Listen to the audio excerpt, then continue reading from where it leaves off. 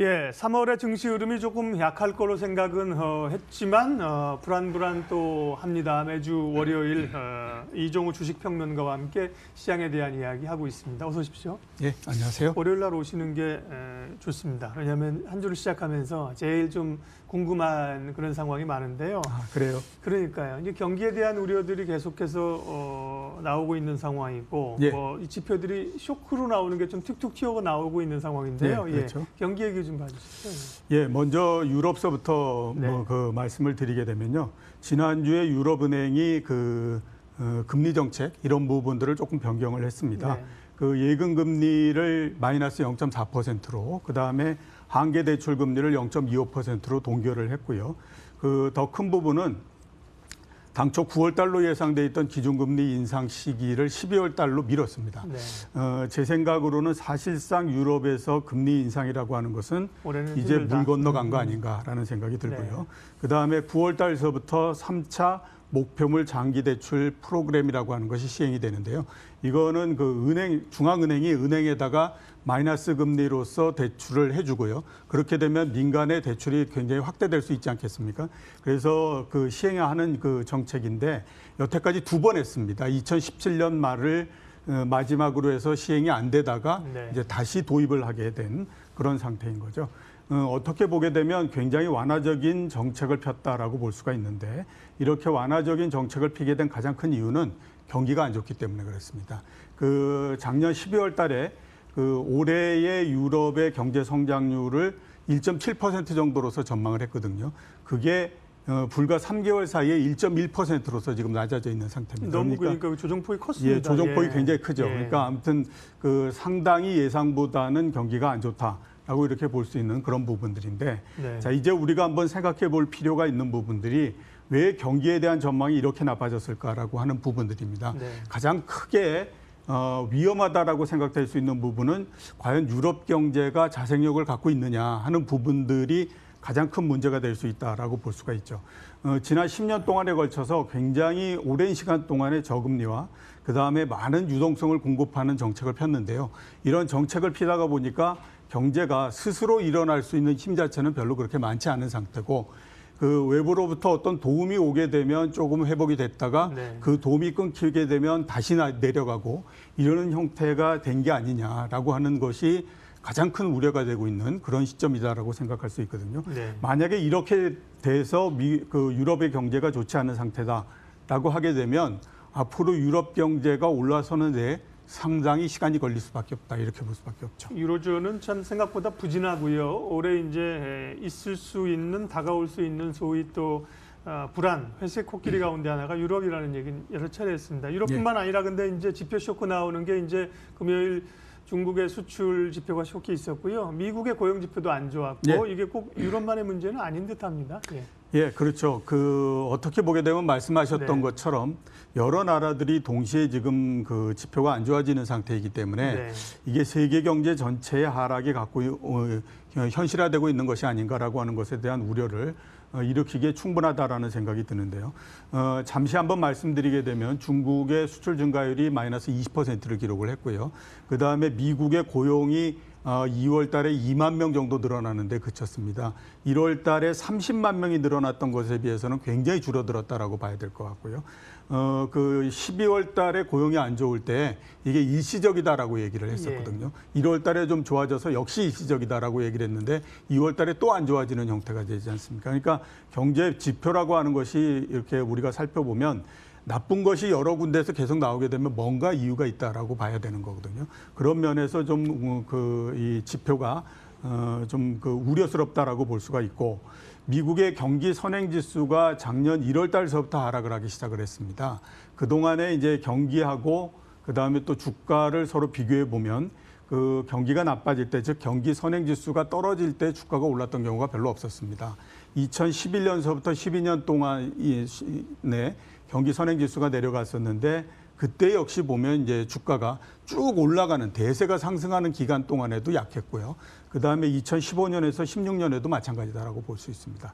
자, 그러면 이런 앞에서 말씀드렸던 것처럼 유럽, 미국, 중국 이런 데의 경기가 안 좋아지는 상태에서 우리가 그럼 주식시장은 어떻게 될 것인가 하는 부분들을 한번 생각해 봐야 되는데 네. 우리 시장은 제가 생각했을 때의 반등이 이제 어느 정도 마무리가 됐고 반등이 마무리되게 되면 당연히 예상됐던 수준의 주가의 하락이 진행되는 것이 아닌가. 네. 그리고 지금이 그런 부분이 아닌가라는 생각이 많이 듭니다. 지금 주가가 하락을 하게 되면요. 제가 여러 번 말씀드렸던 것처럼 2200을 고점으로 하는 박스권은 이미 어느 정도 완성이 됐다라고 볼 수밖에 없는 상태지 않습니까? 그렇게 되면 주가는 상반기 내내 더 길게 되면 올해 내내 박스권을 벗어나지 못하는 형태가 될 가능성이 높다라고 봐야 될 것 같고요. 상반기 내에 박스권이다라고 하게 되면 기본축은 2000에서부터 2200 이렇게 볼 수 있고 올해 내내의 박스권이다라고 하게 되면 상단은 별로 그렇게 높아지지 않는 대신에 하단은 낮아질 가능성이 있거든요. 1800에서부터 2200을 좀 넘는 수준 이런 정도에서 이제 계속 왔다 갔다 하는 형태가 될 텐데 무엇보다도 앞에서 말씀드렸던 것처럼 펀드멘탈이 좋지 않은 상태에서 주가가 계속해서 오르기는 굉장히 어렵습니다. 그래서 이런 부분들이 지금 주식시장에 걸림돌이 되고 있는 상태이기 때문에 전체적으로 시장이 좋지 않은 상태에서 갈 거다라는 생각이 듭니다. 예, 뭐 3월을 이제 예측을 하시면서 일주일에 한 번씩 오시지만 조금 조정의 가능성들은 얘기를 하셨었는데 어찌 보면 이제 지난주의 흐름들은 그런 걸 좀 확인하는 예. 이런 지표들이 좀 나와서 조정이 좀 있을 걸로 보셨습니다. 밴드는 이제 위아래로 얘기를 하셨고요. 예. 그러면 뭐 투자자들은 사실은 조금 기대하지 않았지만 1, 2월에 강했던 흐름들을 제대로 좀 누리기도 전에 다시 좀 위축되는 국면으로 가는 거 아닙니까? 어떻게 해야 됩니까, 대형은? 일단은 뭐 그렇게 볼 수밖에 없습니다. 네. 그리고 지금이 펀드멘탈이 안 좋아지는 상태이기 때문에 기본적으로 주가가 올라가는데 한계가 있다라고 네. 보셔야만 되거든요. 그런 면에서 우리가 주식을 한번 접근해 보게 되면 우선은 이제 대형주 같은 경우는 그동안의 주가를 2200까지 끌고 오는데 역할을 상당히 했다라고 볼 수가 있지만 지금은 전체적으로 대형주의 모멘텀은 별로 없다라고 볼 수밖에 없습니다. 가격도 2200까지 오르는 동안에 순차적으로 상승을 하는 형태가 됐기 때문에 거의 대부분의 주식들이 좀 올라가 있다라는 생각이 들거든요. 네. 그런 상태에서 기업 실적 이 부분도 어느 정도는 좀 둔화가 불가피한 게 아닌가라는 생각이 들기 때문에 당분간은 그렇게 모멘텀이 있다라는 생각이 들지는 않고요. 굳이 대형주에서 한번 찾겠다라고 하면 가격이 낮아진 종목 이런 것들을 중심으로 해야 되기 때문에 지금은 뭐 기업 실적보다는 가격을 보고 투자하시는 것이 맞다라는 생각이 들고 종합 주가 지수와 관련해서 우리가 한번 생각을 해보면 2000 부근에 접근할 때까지는 그다지 매수를 하는 것이 바람직한 전략은 아니다라는 그렇겠네요. 생각이 저는 듭니다. 왜냐하면 여러 차례 말씀드렸던 것처럼 박스권 내에서 있게 되면 상단을 확인하면 또 하단을 확인하고 이러는 과정들이 계속 지속이 될 수밖에 없는 거거든요. 그런 면에서 조금 기다리시는 것도 맞지 않나라는 생각이 듭니다. 예, 대형주 쪽은 결국은 이제 살 수 있는 게 경기나 뭐 이런 흐름이 아니라면 실적이 아니라면 가격인데 가격은 좀 기다리면 더 쌀 수 있는 시기가 올 수 있다는 얘기고요. 그러면 이제 시장에 대한 시각은 당연히 이제 중소형주 쪽으로 계속해서 남을 텐데 중소형주 전략은 유효합니까? 네. 저는 유효하지 한 것이 거의 이제 지나가고 있다라는 생각이 듭니다. 그러니까 중소형주도 추가적인 상승은 일단 그렇게 쉽지는 않을 것 같다라는 생각이 드는데요. 한번 우리가 돌아가서 지난주 월요일에 주가를 한번 살펴볼 필요가 있는데 대형주가 이제 그 전날, 그러니까 그 전에 목요일 날, 그 전주 목요일 날 그 북미 정상회담이 깨지면서 주가가 굉장히 많이 하락을 했지 않습니까? 그리고 대형주가 상승할 거다라고 기대를 했지만 올라가지 못하고 0.3% 정도 마이너스가 됐고요. 그에 비해서 중소형주는 2.5% 넘는 상승을 했습니다. 그러니까 하루 사이에 둘 사이의 격차가 3% 넘게 이렇게 벌어지는 형태가 됐다라고 봐야 되거든요. 이거는 중소형주에 대한 기대가 지금 주식시장에서 최대한으로 들어가고 있다라고 하는 것을 의미한다라고 볼 수가 있습니다. 그리고 주가가 최근 한 2주, 3주 동안에 걸쳐서 상당히 많이 상승을 했다라고 볼 수가 있거든요. 그러니까 어느 정도 중소형주가 가지고 있는 메리트라고 하는 부분들이 주가에 반영이 됐다라고 볼 수 있기 때문에 추가적으로 주가가 상승하기 위해서는 일정 부분 어느 정도의 모멘텀이 필요하다라는 생각이 드는데 지금은 그 모멘텀이라고 얘기할 수 있는 부분들이 그렇게 마땅한 상태는 아니다라는 생각이 듭니다. 그래서 앞으로 중소형주가 올라갈 때에도요.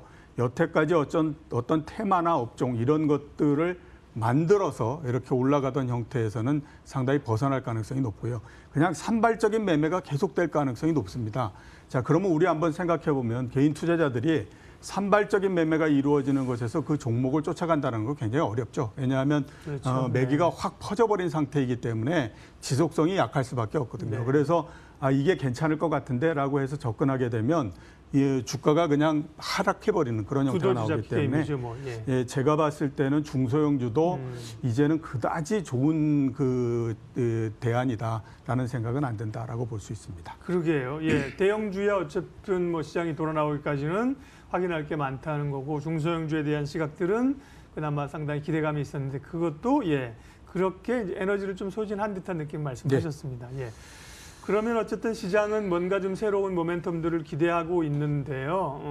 뭐 일정으로 봤을 때 체크할 만한 핵심 변수는 어떤 건가요 이번 주? 예, 우선 블랙시트가 어떻게 될 것인가 하는 걸 봐야 네. 되겠죠. 이번 주가 상당히 좀 중요한 주라고 볼 수 있습니다. 네. 영국 시간으로 화요일 날 2차 투표가 이루어지고요. 현재로서는 부결될 가능성이 높다라는 그거고 그다음에 이제 그게 끝나고 나면 노딜을 할 것인가 안 할 것인가에 대한 그 투표가 또 이루어지고요. 만약에 노딜이 또 이제 부결이 되게 되면 그다음에 연기 투표, 그러니까 기간을 더 연장하자라고 하는 것에 대한 투표가 들어갈 가능성이 높기 때문에 이런 과정이 전체적으로 블랙시트 어떻게 진행될 것인가 하는 부분들에 대해서 좀 그 관심을 가지셔야 될 필요가 있고요. 두 번째는 미국하고 중국 사이의 무역협정, 이게 이제 과연 어떤 형태로서 진행이 될 것인가 하는 부분들입니다.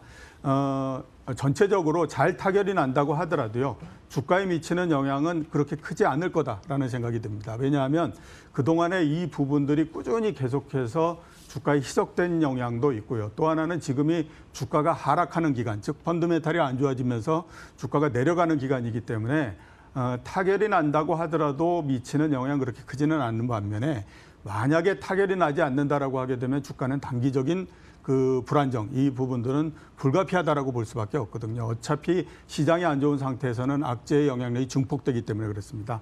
그래서 이런 두 부분들을 좀 그 고려하셔야 될 필요가 있고 지금은 주가가 반등이 끝나고 조정에 다시 들어가는 국면이다라고 하는 것을 유의하셔야 된다라고 말씀드리고 싶습니다. 예, 정리가 뭐 됐습니다. 이종우의 특별한 시선, 이종우 주식평론가와 함께했습니다. 고맙습니다. 예, 뭐 말씀하신 것처럼 뭐 시장이 이렇게 기대감만으로 가기는 좀 어려운 거라는 걸 오늘 시장도 보여줍니다. 상승 출발했지만 지성은 볼까요? 예, 이내 뭐 한 30분 못 돼서 지금 소폭 마이너스로 전환한 상태이고요. 예, 그 말은 또 뭐 중국 눈치 보기도 좀 하려는 거겠죠. 중국 상황이 어떤지도 좀 보려는 거고요.